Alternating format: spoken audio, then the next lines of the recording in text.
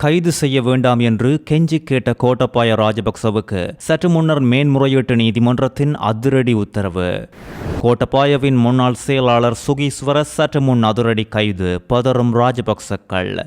சுரேஷ் சாலை மற்றும் பிள்ளையானின் பாதுகாப்பை உறுதி செய்து அவர்களிடமிருந்து வாக்குமூலங்களை பெற்று பிரதான சூத்திரதாரிகளை கைது செய்யுங்கள், விசாரணையை துரிதப்படுத்துங்கள் என்று வெடித்தது போராட்டம். டெங்கு நோயால் கோபத்தில் கத்திய நாமல் ராஜபக்ச. போலி வைத்தியர் வசமாக கைது. அம்பலமான பெருந்தொகை மோசடி. பல வீடுகளுக்குள் அத்துமீறி நுழைந்தவர் கொழும்பில் கைது. நுவரெலியாவில் காருக்குள் இருந்த மருத்துவரின் சடலம். நடந்தது இதுதான். உயிர்த்த ஞாயிறு குண்டு தாக்குதல் தொடர்பான விசாரணைகளின் ஊடாக தம்மை கைது செய்வதை தடுக்க கோரி முன்னாள் ஜனாதிபதி கோட்டபாய தாக்கல் செய்த மனு இன்று விசாரணைக்கு எடுத்துக் கொள்ளப்பட்டிருந்த நிலையில் எதிர்வரும் 24ஆம் திகதி வரை குறித்த மனு மீதான மேலதிக விடயங்களை பரிசீலிப்பதை மேன்முறையீட்டு நீதிமன்றம் ஒத்திவைத்துள்ளது. கோட்டபாய ராஜபக்ச சார்பில் ஜனாதிபதி சட்டத்தரணி ரொமேஷ் டி சில்வாவும் எதிர்மனுதாரர்கள் சார்பில் பிரதி சொலிசிட்டர் ஜெனரல் சஹாராசி ஹேரத்தும் வாத பிரதிவாதங்களை முன்வைத்துள்ளனர். இந்த மனுவில் போலீஸ் அதிபர் குற்றப்புலனாய்வு திணைக்களத்தின் பணிப்பாளர் சாணி அபிஷேகர உள்ளிட்டோர் எதிர்மனுதாரர்களாக அங்கு நின்றதும் குறிப்பிட வேண்டியது. முன்னெப்போதும் இல்லாத அளவுக்கு அனுர அரசாங்கம் முன்னாள் ஜனாதிபதிகள், முன்னாள் அமைச்சர்கள் என்று ஊழலில் ஈடுபட்டவர்களை கைது செய்து அதிரடி காட்டி வரும் நிலையில் ராஜபக்சக்கள் சம்பந்தப்பட்டவர்களும் இந்த பட்டியலில் முதலிடத்தை பிடித்துள்ளனர் என்றே கூறலாம். அந்த வகையில் முன்னாள் ஜனாதிபதி கோட்டபாய ராஜபக்சவின் முன்னாள் செயலாளர் சுகீஸ்வர பண்டார போலீசாரால் இன்று கைது செய்யப்பட்டுள்ளார். ஒரே நேரத்தில் அரசு நிறுவனங்கள் 2இல் சம்பளம் எடுத்துக்கொண்டு அரச பணத்தை துஷ்பிரயோகம் செய்ததால் இவர் கைது செய்யப்பட்டுள்ளதும் குறிப்பிடத்தக்கது. இப்படி ஒரே நேரத்தில் 2 அரசு நிறுவனங்களில் சம்பளம் எடுத்து செய்த மோசடி அப்போதைய ஜனாதிபதி கோட்டபாயவுக்கும் தெரிந்து நடந்த ஒன்றாகவே இருந்திருக்க வேண்டும் என்றும் கோட்டபாய ராஜபக்சவிடமும் இது குறித்து விசாரணைகள் நடத்த வேண்டும் என்று சமூக ஆர்வலர்கள் கருத்துக்களை வெளியிட்டுள்ளனர்.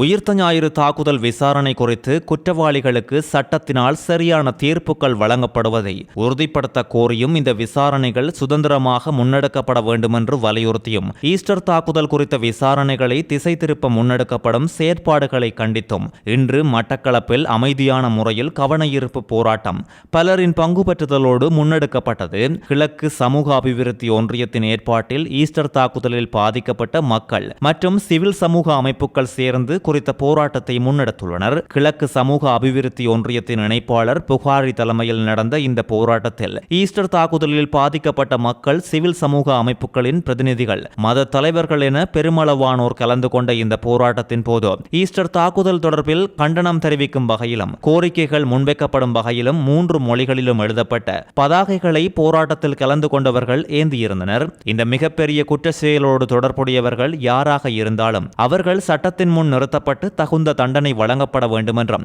நீதிமன்றத்தின் ஊடாக இந்த விசாரணை நடைமுறைகள் துரிதப்படுத்தப்பட்டு தீர்ப்பு விரைவில் அறிவிக்கப்பட வேண்டும் என்றும் இந்த சம்பவத்தோடு தொடர்புடைய பிரதான சாட்சிகளாக கருதப்படும் சுரேஷ் சாலை மற்றும் பிள்ளையான் போன்றவர்களின் பாதுகாப்பு உறுதி செய்யப்பட வேண்டும். அவர்கள் மூலமாகத்தான் உண்மைகளும் ஆதாரங்களும் சட்டப்பூர்வமாக வெளிப்படும். தாக்குதலினால் உடல் மற்றும் உளரீதியாக பாதிக்கப்பட்டுள்ள கிறிஸ்தவ சமூகத்தை சேர்ந்த மக்களுக்கு தேவையான வாழ்வாதார, பொருளாதார மற்றும் சமூக ரீதியான உதவிகளை அரசாங்கம் துரிதப்படுத்த வேண்டும் என்றும் குற்றம் செய்தவர்கள் எந்தவொரு இனத்தை சேர்ந்தவர்களாக அல்லது மதத்தை சேர்ந்தவர்களாக இருந்தாலும் அவர்கள் சட்டத்தின் முன் சமமாக நடத்தப்பட்டு தண்டிக்கப்பட வேண்டும் என்றும் இதன் போது வலியுறுத்தப்பட்டுள்ளது.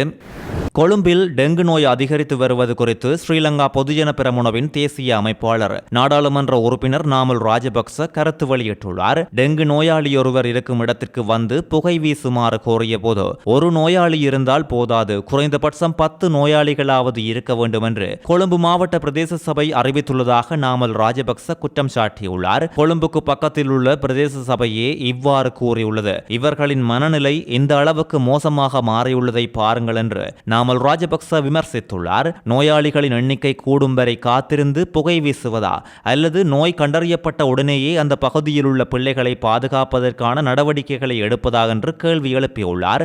அரசாங்கம் இது குறித்து இதைவிடவும் கூடுதல் அவதானம் செலுத்த வேண்டும் என்று தான் நினைப்பதாக நாமல் ராஜபக்ச இதன் போது சுட்டிக்காட்டியுள்ளார்.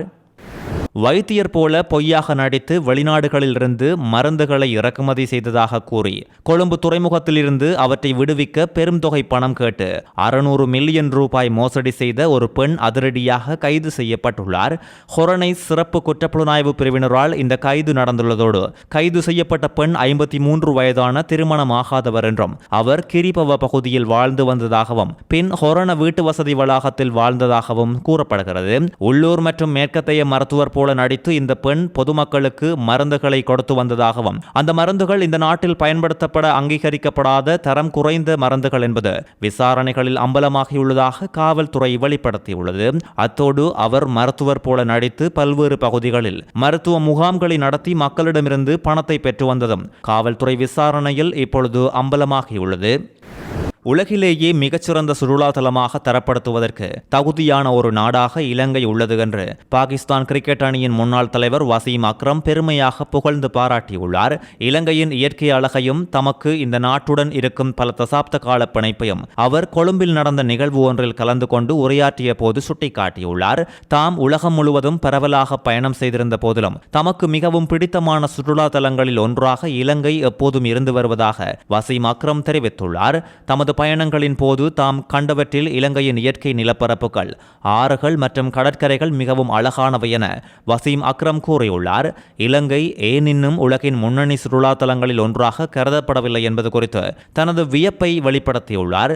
கடந்த 1985ஆம் ஆண்டில் ஒரு இளைஞனாக முதலில் இலங்கைக்கு விஜயம் செய்ததாக கூறிய அக்ரம் அதன் பின்னர் ஒரு வீரராக, வர்ணனையாளராக மற்றும் சுற்றுலா பயணியாக பலமுறை இங்கு வந்துள்ளதாக கூறியுள்ளார்.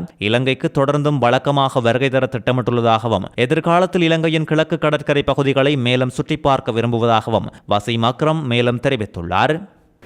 கொழும்பு ரத்மலானை பகுதியில் வீடுகளுக்குள் புகுந்து திருட்டுக்களில் ஈடுபட்டு வந்த சந்தேக நபர் ஒருவர் மேல் மாகாண தெற்கு குற்றத்தடுப்பு பிரிவினரால் சுற்றி வளைத்து வசமாக கைது செய்யப்பட்டுள்ளார். நேற்று மேல் மாகாண தெற்கு மாவட்ட குற்றத்தடுப்பு பிரிவின் அதிகாரிகளுக்கு வந்த ரகசிய தகவலை அடுத்து ரத்மலானை பகுதியில் வைத்து இந்த சந்தேக நபர் கைது செய்யப்பட்டதோடு கைது செய்யப்பட்ட சந்தேக நபர் ரத்மலானை பகுதியைச் சேர்ந்த 27 வயதுடையவர் என்றும் சந்தேக நபர் குறித்து நடந்த மேலதிக விசாரணைகளில் அவர் மொரட்டுமுள்ள மற்றும் பிலியந்தலை போலீஸ் பிரிவுகளுக்கு உட்பட்ட பகுதிகளில் பல திருட்டு சம்பவங்களோடு தொடர்புடையவர் என்பது அம்பலமாகியுள்ளது. விசாரணைகளில் சந்தேக நபரிடமிருந்து திருடப்பட்ட ஒரு கைத்தொலைபேசி, 25 செப்பு குழாய்கள், தங்க வளையல் ஒன்றை அடகு வைத்தமைக்கான பற்றுச்சீட்டு என்பனவும் கைப்பற்றப்பட்டுள்ளது. மொரட்டமுள்ள போலீசார் இது குறித்த மேலதிக விசாரணைகளில் ஈடுபட்டு வருகின்றனர்.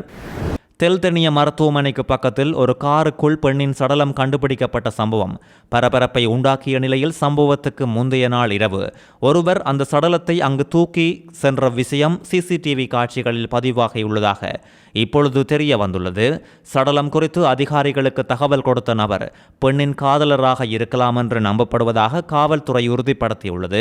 இறந்தவர் வெலிகமோவை சேர்ந்த 33 வயதுடைய பெண் என்று அடையாளம் காணப்பட்டுள்ளதோடு இவர் ஜூன் 3 முதல் ஜூன் 16 வரை நுவரெலியாவில் உள்ள ஒரு விடுதியில் தங்கியிருந்துள்ளார். இந்த மரணம் கொலையா அல்லது வேறு சூழ்நிலைகளில் நிகழ்ந்ததா என்பதை தீர்மானிக்க நுவரெலியா காவல்துறையின் கீழ் விசாரணைகள் தொடர்ச்சியாக நடைபெற்று வருகின்றது.